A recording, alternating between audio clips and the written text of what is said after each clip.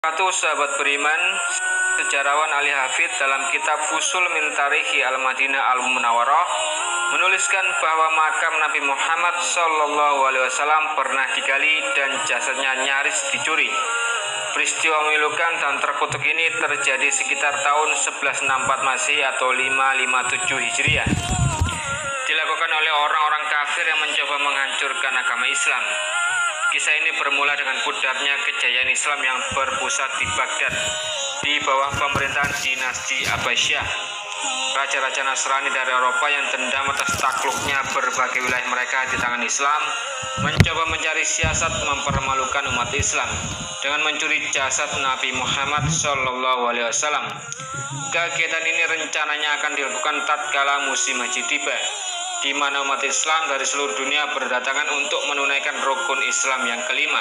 Dua orang mata-mata ditugaskan untuk melakukan misi hina ini dengan menyamar sebagai jemaah haji Andalusia, Spanyol, dan berpakaian seperti orang Maroko.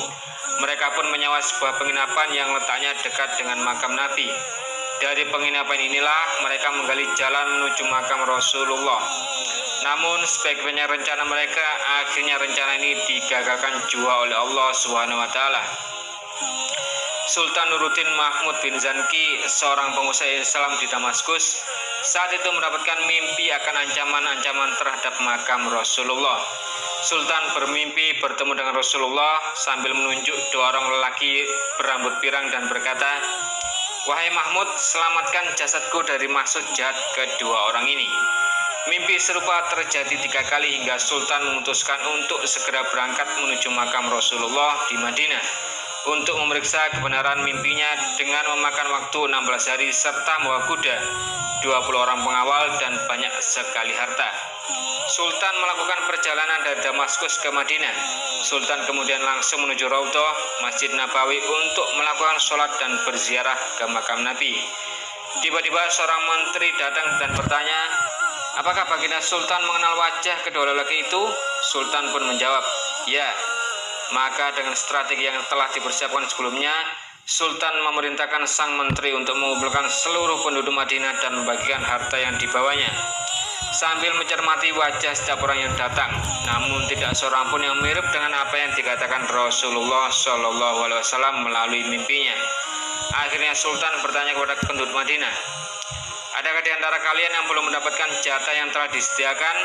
Namun semua penduduk Madinah mengaku sudah mendapatkan bagian mereka masing-masing, kecuali 2 orang asing dari Maroko yang belum datang untuk mengambil jatah mereka. Keduanya dipandang sebagai orang soleh dan sering melakukan sholat di Masjid Nabawi dan berziarah ke makam Nabi Muhammad SAW. Sultan kemudian memanggil kedua orang tersebut. Alangkah terkejutnya Sultan melihat bahwa kedua orang itu adalah yang ia lihat dalam mimpinya. Mereka mengaku sebagai jamaah haji dari Andalusia, Spanyol. Meski Sultan sudah mendesak bertanya tentang kegiatan mereka di Madinah, mereka tetap tidak mau mengaku. Sultan kemudian melakukan pemeriksaan terhadap penginapan kedua orang tersebut. Sesampainya di rumah itu, yang ditemuinya adalah tumpukan harta, sejumlah buku dalam rak, dan 2 buah mushaf Al-Quran. Setelah diperiksa lebih teliti, Sultan menemukan sebuah ruangan bawah tanah yang tertutup oleh tikar. Ruangan bawah tanah itu tersambung pada lorong yang menuju makam Rasulullah. Sultan menjadi marah dan memukul kedua lelaki tersebut. Orang itu mengaku bahwa mereka diutus oleh Raja Nasrani di Eropa untuk mencuri jasad Nabi Muhammad SAW. Sultan pun akhirnya menghukum mati kedua orang tersebut. Setelah itu, untuk menghindari kejadian serupa, Sultan memerintahkan penggalian parit di sekitar makam Rasulullah dan melapisinya dengan timah. Wallahu a'lam bishawab. Semoga video ini bermanfaat untuk Anda, dan kami doakan agar Anda senantiasa diberikan keberlimpahan dan keberkahan rezeki dalam hidup Anda. Wassalamualaikum warahmatullahi wabarakatuh.